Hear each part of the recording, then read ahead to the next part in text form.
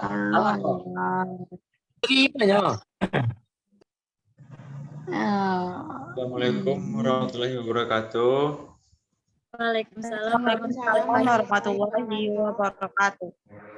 Baik, kami dari kelompok 3 Ekonomi Manajerial akan mempresentasikan hasil diskusi dari kelompok kami, yaitu dari perbandingan atau benchmarking. Anggota pertama yaitu Aisyah Aprilicia, Aulia Ramadhani, M. Fahru Razi, Sukma Julia, Noval Saputra, Adrian Triantama, Fitri Wulandari, Sentia Putri, dan Mai Hartina. Selanjutnya akan dijelaskan oleh anggota kelompok saya.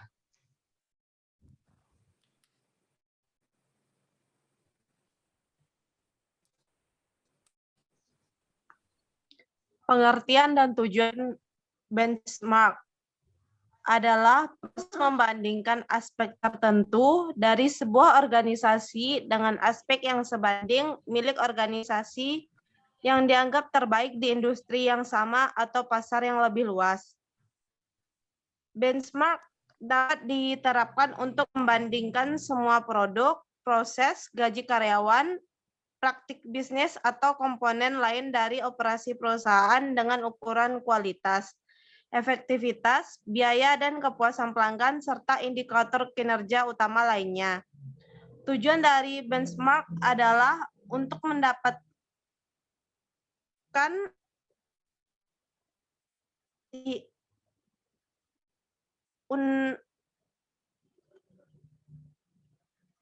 undangan akurat tentang bagaimana operasi yang dilakukan di perusahaan dengan yang dilakukan kompetitor dalam menghasilkan ide-ide untuk meningkatkan proses, pendekatan, teknologi, dan apa yang dapat dilakukan untuk mengurangi kesenjangan tersebut. Akan dilanjutkan oleh Aulia.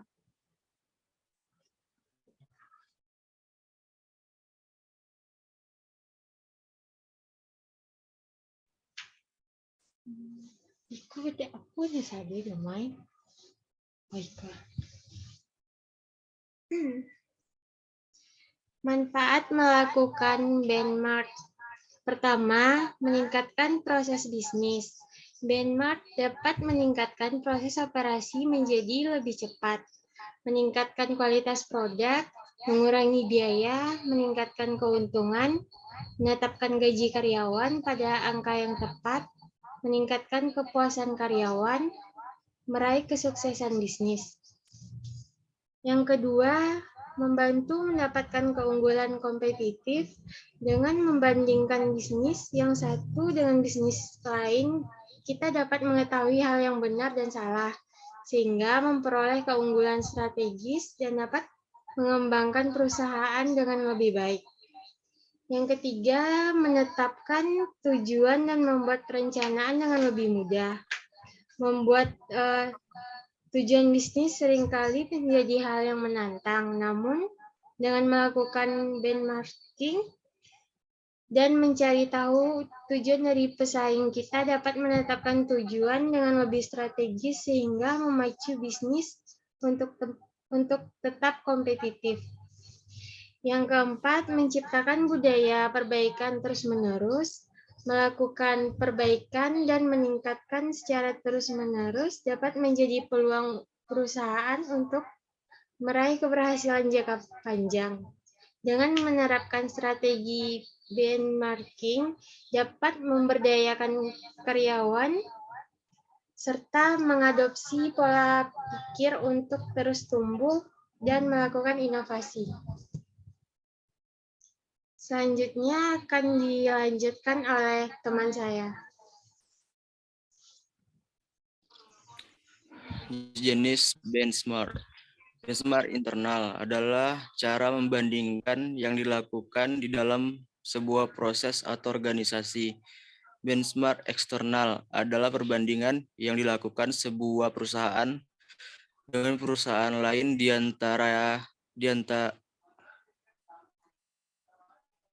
di industri yang sama. Jenis benchmark eksternal dibagi menjadi dua, yaitu membandingkan dengan pesaing utama atau competitive benchmark.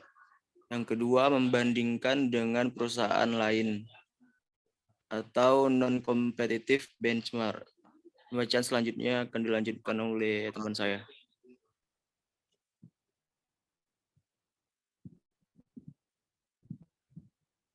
Lanjutan jenis-jenis benchmark. Yang pertama, strategi benchmarking adalah cara mengamati bagaimana seseorang atau sebuah organisasi menjadi lebih unggul dari kompetitornya. Yang kedua, proses benchmarking adalah cara membandingkan proses kerja. Yang ketiga, fungsional benchmarking adalah cara untuk melakukan perbandingan pada fungsi kerja tertentu dengan tujuan untuk meningkatkan operasional dari fungsi fungsional tersebut. Selanjutnya akan dibacakan oleh teman saya. Selanjutnya yaitu performance based market, adalah cara untuk membandingkan kinerja produk atau jasa. Kedua itu adalah financial benchmarking, ada cara untuk membandingkan kekuatan finansial untuk mengetahui daya saing dari kompetitor. Yang ketiga adalah product benchmarking, adalah cara untuk membandingkan produk pesaing dengan produk sendiri untuk mengetahui letak kekuatan dan kelemahan dari produk tersebut. Selanjutnya akan dibacakan oleh my friend.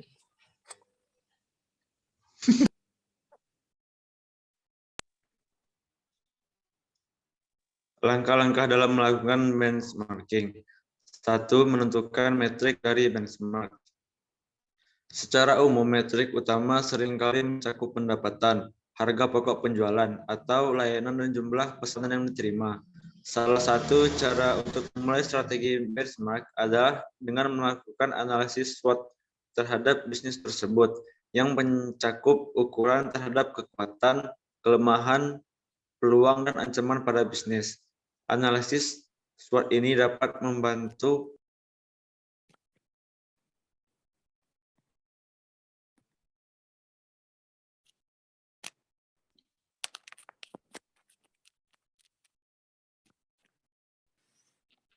selanjutnya akan dibacakan oleh teman saya.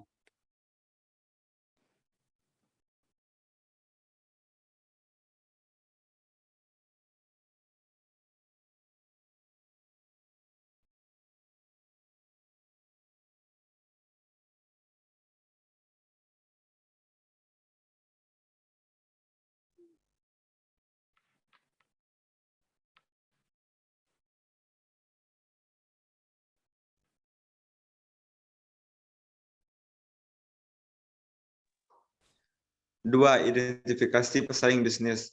Mengetahui kompetitor dari organisasi atau bisnis sebagai pembanding adalah langkah penting dalam proses benchmarking. Tergantung pada metrik yang ingin diukur, kita harus mengidentifikasi pesaing terbaik di industri bisnis. Pesaing ini dapat berupa pesaing bisnis dari organisasi lain atau pesaing internal, misalnya dari departemen A dan B yang ingin dibandingkan. 3. Lakukan riset kompetitor.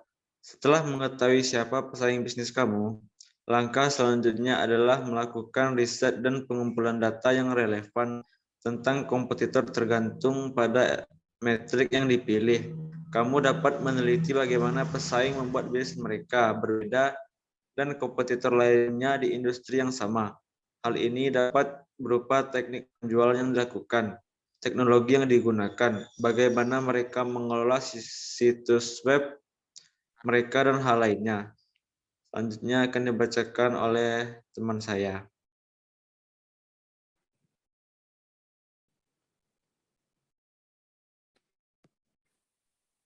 Cynthia. Selanjutnya yang keempat yaitu pusatkan data dan andingkan dengan data perusahaan. Setelah mengumpulkan data dan informasi yang diperlukan, pusatkan dan bandingkan hasilnya dengan KPI di perusahaan kamu. Cobalah ajukan beberapa pertanyaan seperti apa hal yang dapat ditingkatkan perusahaan. hasil yang didapat berbeda? Apakah ada proses yang terlewat atau salah dalam penerapannya? Yang kelima, buat perencanaan berdasarkan riset. Setelah membandingkan praktik bisnis perusahaan kamu dengan perusahaan kompetitor, kamu akan bisa mengungkapkan cara untuk meningkatkan bisnis kamu. Setelah melakukan hal yang berbeda yang dilakukan pesaing dan bagaimana mereka menggunakan hal tersebut sebagai keunggulan kompetitif. 6. Pantau hasil yang dilakukan. Setelah menerapkan perubahan dari perencanaan yang telah dibuat, penting untuk terus memantau hasil yang dilakukan karena pada tahap ini perencanaan yang dibuat masih butuh improvisasi. Selanjutnya akan dilanjutkan oleh teman saya.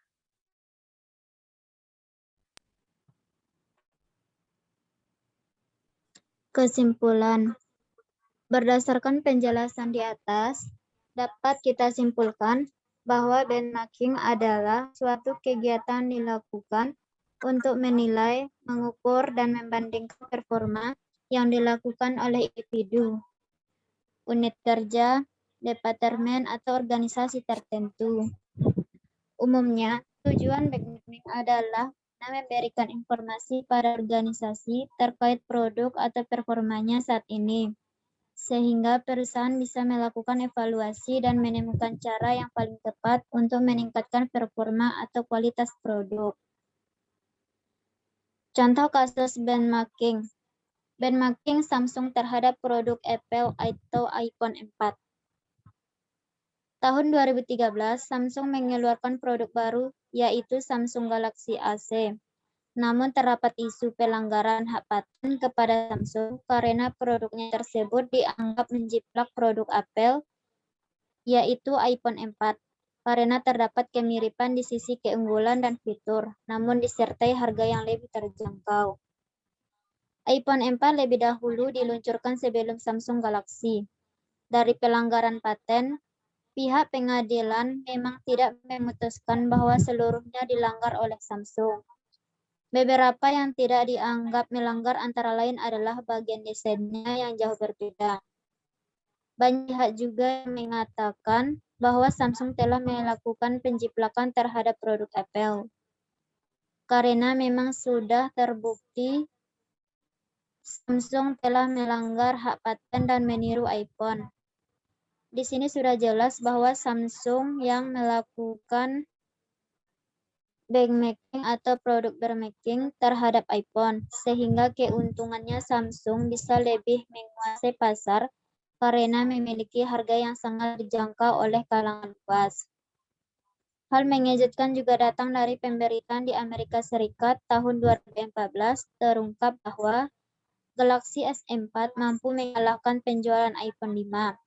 Tentu ini rekor pertama kali Samsung mampu mengalahkan Apple di pasar kandang sendiri.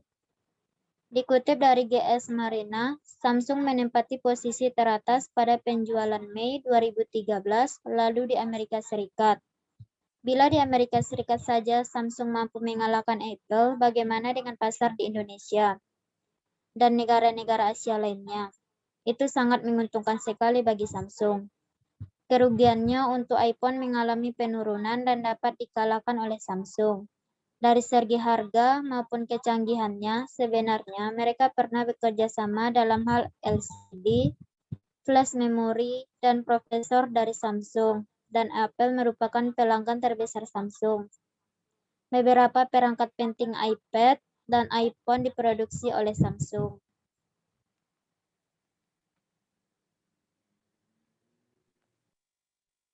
Sekian presentasi yang dapat kami sampaikan. Bila ada salah mohon dimaafkan. Wassalamualaikum warahmatullahi wabarakatuh. Waalaikumsalam Waalaikumsalam warahmatullahi wabarakatuh.